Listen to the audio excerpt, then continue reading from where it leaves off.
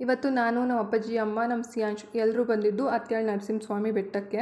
ಅಪ್ಪಾಜಿ ಫ್ರೆಂಡ್ ಒಬ್ರದ್ದು ದೇವ್ರ ಕಾರ್ಯ ಮಾಡ್ತಾಯಿದ್ರು ಇಲ್ಲಿ, ಹಾಗಾಗಿ ಈ ದೇವಸ್ಥಾನಕ್ಕೆ ಬಂದಿದ್ದು ಇವತ್ತು ನಾವು. ಬೆಳಗ್ಗೆನೇ ತಿಂಡಿ ಗಿಂಡಿ ಎಲ್ಲ ಮುಗಿಸ್ಕೊಂಡು ಹೊರಟಿದ್ದು, ಮನೆಯಿಂದ ಹೊರಟಾಗಲೇ ಲೇಟಾಗಿತ್ತು, 12-12:30 ಆಗಿತ್ತು.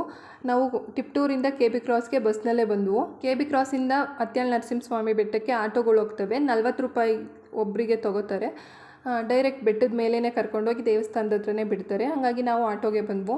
ಇದು 1 ತಿಂಗಳು ಹಿಂದೆ ಮಾಡಿರೋ ವಿಡಿಯೋ, ಅಪ್ಲೋಡ್ ಮಾಡೋಕ್ಕಾಗೇ ಇರಲಿಲ್ಲ, ಹಂಗಾಗಿ ಇವತ್ತು ಅಪ್ಲೋಡ್ ಮಾಡ್ತಿದ್ದೀನಿ. ನಾವು ಈ ದೇವಸ್ಥಾನಕ್ಕೆ ಹೋಗಿ ಟೈಮಲ್ಲಿ ಸಖತ್ ಬಿಸಿಲಿತ್ತು. ಅದರಲ್ಲೂ ನಾವು ಮಟ್ಟ ಮಧ್ಯಾಹ್ನ ಹೋಗಿರೋದ್ರಿಂದ ಬಿಸಿಲು ಜಾಸ್ತಿನೇ ಇತ್ತು. ಕಾಲು ಇಡೋಕ್ಕೆ ಆಗ್ತಿರ್ಲಿಲ್ಲ ಕಲ್ಲಿನ ಮೇಲೆಲ್ಲ, ಅಷ್ಟು ಬಿಸಿಲಿತ್ತು. ಹೊತ್ಕೊಂಡು ಹೋದ್ವು. ದೇವ್ರ ದರ್ಶನ ಎಲ್ಲ ಚೆನ್ನಾಗಾಯಿತು. ದರ್ಶನ ಎಲ್ಲ ಮುಗಿಸ್ಕೊಂಡು ಅಲ್ಲೇ ಸ್ವಲ್ಪ ಹೊತ್ತು ಕೂತಿದ್ದು. ಅದಾದಮೇಲೆ 1-2 ಸೆಲ್ಫಿ ಎಲ್ಲ ತಕ್ಕೊಂಡು ಆಮೇಲೆ ಕೆಳಗಡೆ ಬಂದ್ವು.